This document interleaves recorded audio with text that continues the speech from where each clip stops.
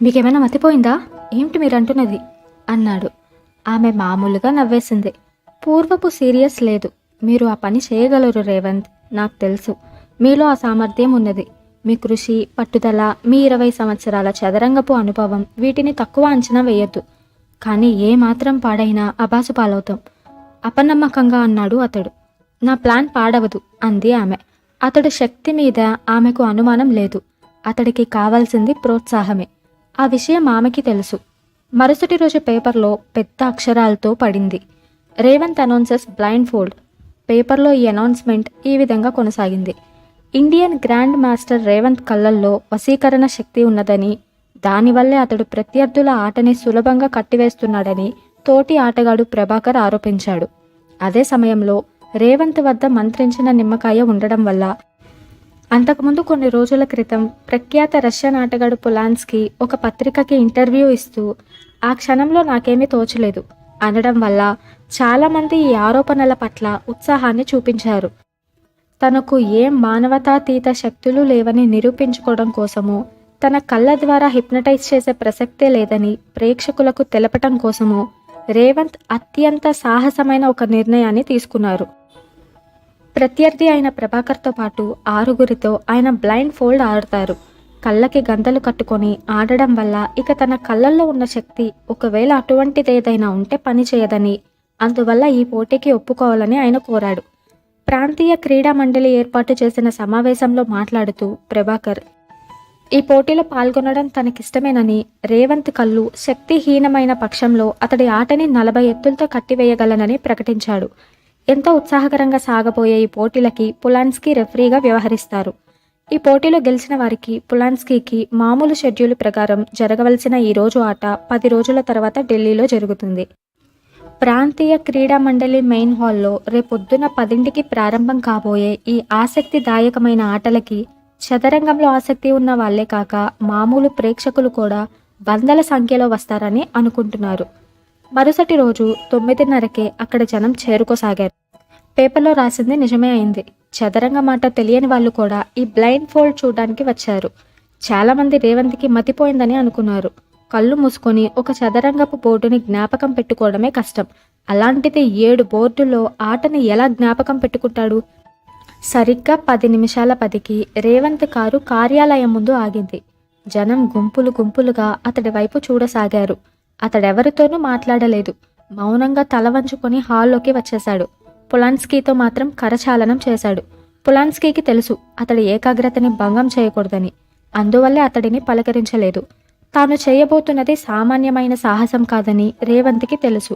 తన పరువు, ప్రతిష్ట, చదరంగంలో తనకున్న విశిష్ట స్థానం అన్నీ ఈరోజు ఈ ఆట మీద ఆధారపడి ఉంటాయని కూడా తెలుసు. అతడిని మిత్రులు కొందరు హెచ్చరించారు. ప్రభాకర్ ఆరోపణల వల్ల మెటీరియల్గా జరిగేది ఏదీ లేదని, ప్రభాకర్ ఓడిపోయినట్లేనని. కానీ రేవంత్ తన నిర్ణయం మార్చుకోలేదు. చదరంగం రూల్స్ ప్రకారం తను గెలిచినట్టే కానీ ప్రజల్లో అప్పటికే నాటుకుపోయిన భావాన్ని కూకటి వేళ్లతో సహా పెరికివేయాలి. అదే నిజమైన గెలుపు. అందుకే అతడు రిస్క్ తీసుకోదలిచాడు. పొద్దున 5 గంటలకి లేచాడు. దాదాపు గంటసేపు గదిలో ఒంటరిగా కళ్ళు మూసుకొని కూర్చున్నాడు. అది మెడిటేషన్ కాదు. కళాకారులు, క్రీడాకారులు తమ వృత్తిలో లీనమై చేసే యజ్ఞం. ఋషులు, బైరాగులు చెప్పే మెడిటేషన్ కంటే గొప్పది. అతడు ప్రార్థిస్తున్నది భగవంతుని కూడా కాదు, తనలోని శక్తిని. దాన్నే భగవంతుడు అంటే అతడికి అభ్యంతరం లేదు. సముద్రపు కెరటాల వలె పారే ఆలోచనల హోరు మొదటి 10 నిమిషాల్లో తగ్గింది. మనసు ప్రశాంతమైంది. తరువాత అది దర్పణమైంది. ఏళ్ల తరబడి చేసిన సాధన దానికి సాయపడింది. సరిగ్గా గంట గడిచేసరికి అతడి మనోఫలకం మీద 8 అడ్డుకళ్ళు, 8 నిలువుకళ్ళతో ఒక చదరంగపు బోర్డు ముద్రింపబడింది. ఆ ఏకాగ్రత చెడకుండా అతడు అలాగే బయలుదేరి వచ్చేశాడు. హాలు మధ్యలో 7 బల్లలున్నాయి. ఒకవైపు 3, మరోవైపు మధ్యలో ఇంకొకటి. 7 బల్లల మీద 7 చదరంగపు బోర్డులు ఉన్నాయి. మధ్య కుర్చీలో ప్రభాకర్ కూర్చున్నాడు. మిగతా 6గురు జూనియర్స్, అయినా చదరంగంలో ప్రావీణ్యులు. అటు 3, ఇటు 3 కూర్చున్నారు. పొలాన్స్కీ టాస్ వేశాడు 7 సార్లు. రేవంత్ 4 సార్లు సరిగ్గా చెప్పగలిగాడు. మొదటి 2తో నల్లపావులు, తరువాత ఆటగాడితో తెలుపు, ప్రభాకర్తో నలుపు, తర్వాత 3తో తెలుపు. అలా ప్రారంభం చేయాలి ఆట. తరువాత అతడి కళ్ళకి గంటలు కట్టబడ్డాయి. ప్రేక్షకుల్లో నుంచి 2-3 వచ్చి వాటిని పరీక్షించారు. బ్లైండ్ ఫోల్డ్ ప్రారంభమైంది. హాల్ జనంతో కిక్కిరిసి ఉంది. అందరూ ఉత్సుకతతో చూడసాగారు. ఎడమవైపు మొట్టమొదట కూర్చున్న ఆటగాడు తన పావుని ముందుకు జరిపాడు. బోర్డ్ నెంబర్ 1 SKB3 అని బిగ్గరుగా అన్నాడు పొలాన్స్కీ.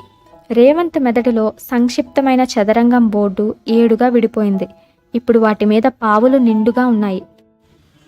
పోలన్స్కీ ఆ మాట అనగానే బోర్డ్ నెంబర్ 1లో తెల్లపావు ముందుకు కదిలింది. అతడు PK4 అన్నాడు నెమ్మదిగా. అది తన ఆటగా. పొలాన్స్కీ అతడు చెప్పిన ప్రకారం అతడి తరపున పావుని కదిపి రెండో బల్ల దగ్గరికి వెళ్ళాడు. అతడితో పాటు రేవంత్ కూడా నడిచాడు. అలా 7గురితో 7 ఎత్తులు వేసి మళ్ళీ మొదటి ఆటగాడి దగ్గరికి వచ్చేసరికి అతడు నైట్ని కదిపాడు. అష్టావధానంలోలా మొదటి అతడు ఏం ఆడాడో జ్ఞాపకం ఉంచుకొని ఎత్తువేయాలి. వచ్చి తన సీట్లో కూర్చొని రేవంత్ రెండో ఎత్తు చెప్పాడు. ఇలా ఆట కొనసాగింది. దాదాపు 2:30 గంటలు గడిచేసరికి ఇద్దరు రిజైన్ చేసేశారు. 42వ ఎత్తులో మరొకడు రిజైన్ చేశాడు. రేవంత్ కుర్చీలో కూర్చొని ఉన్నాడు. అతడి స్మృతి పదంలో 4 చదరంగం బోర్డులు స్పష్టంగా కనపడుతున్నాయి. ఆ గదిలో సూది పడితే వినపడేటంత శబ్దం వ్యాపించి ఉంది. అతడు ఋషిలా ఉన్నాడు. పొలాన్స్కీ మాటలు మాత్రం అతడి మెదడుని చేరుతున్నాయి. వెంటనే వాటికి జవాబు ఇస్తున్నాడు. కన్నులు తెరిచి ఆడేవారి కంటే అరగంట ఎక్కువ టైం గెయిన్ చేశాడు. అతడి తికమక పెడుతున్నది ప్రభాకర్ ఒక్కడే. బ్లైండ్ ఫోల్డ్లో ఎక్కువ పావుల్ని చంపకూడదు. కళ్ళు మూసుకొని ఆడే ఆటగాడిని మరింత కన్ఫ్యూజ్ చేయడం కోసం బోర్డు మీద ఎన్ని పావులుంటే అంత మంచిది. అదే టెక్నిక్ ఫాలో అవుతున్నాడు ప్రభాకర్. అతడేమి తక్కువ ఆటగాడు కాదు. భారతదేశపు అతి తక్కువ మాస్టర్స్లో ఒకడు. మిగతా వారిదేముంది? ఇంకో అరగంటలో చెక్ చెప్పగానే తప్పుకున్నారు.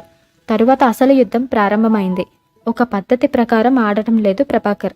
రేవంత్ బలమంతా అతడి గుర్రాల్లోనే ఉంటుందని తెలుసు. అందుకే తన బిషప్ని 2 రూక్స్ని ఇచ్చేసి రేవంత్ తాలూకు 2 గుర్రాల్ని తినేశాడు. అయితే ఆ తర్వాత మిగతా పావుల్ని అస్సలు వదులుకోలేదు. రేవంత్ తాలూకు మిగతా వాటిని పిక్ చేశాడు. తన నైట్స్ పోగానే రేవంత్ క్వీన్ మీద ఆధారపడ్డాడు. సరిగ్గా 4 ఎత్తుల్లో దాన్ని బయటికి తీసుకొని శత్రుపక్షంలో చొరపట్టాడు. అతడు కళ్ళు మూసుకొని ప్రభాకర్ 10 ఎత్తుల తర్వాత ఏం ఆడతాడా అన్నది ఊహించగలుగుతున్నాడు.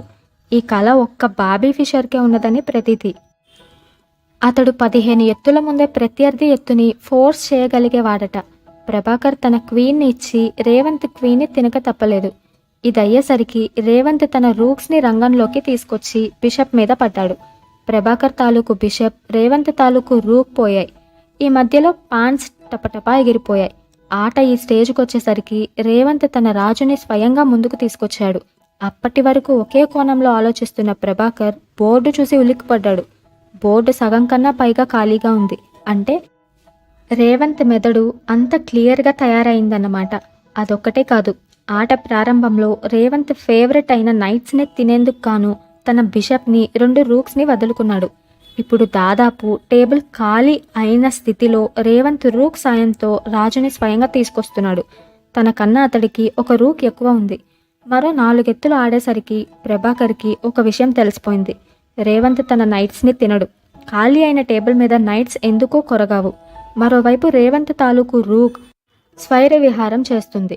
టేబుల్ ఖాళీ అవడం గమనించకపోవటంలోనే తను పప్పులో కాలు వేశాడు. ఇప్పుడిక రేవంత్ కళ్ళకి గంతలు కట్టుకొని ఆడినా ఒకటే, 4 కళ్ళతో ఆడినా ఒకటే. తను ఎలా ఆడదామనుకున్నాడో సరిగ్గా దానికి వ్యతిరేకంగా ఆడించాడు తన చేత. టేబుల్ తనతోనే ఖాళీ చేయించాడు. ఇప్పుడిక ఆట కొనసాగించి లాభం లేదు. ఇంకో 4 ఎత్తులతో కింగ్కి నైట్కి ఫోర్క్ చేయడం ఖాయం. అతడు టైం చూశాడు. ఇంకా 5 నిమిషాలుంది.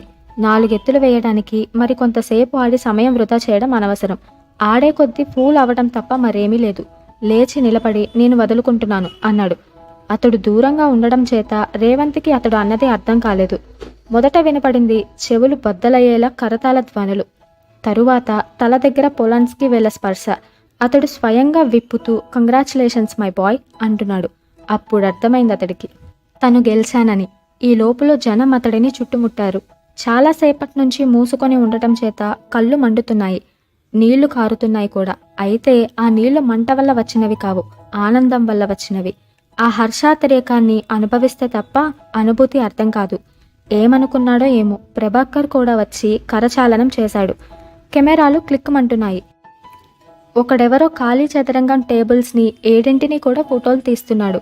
చాలా గొప్ప విజయం సాధించావు నవ్వుతున్నాడు పొలాన్స్కీ. మాస్టర్ మీద గెలుపు గొప్పదే. 7గురితో బ్లైండ్ ఫోల్డ్ మామూలే.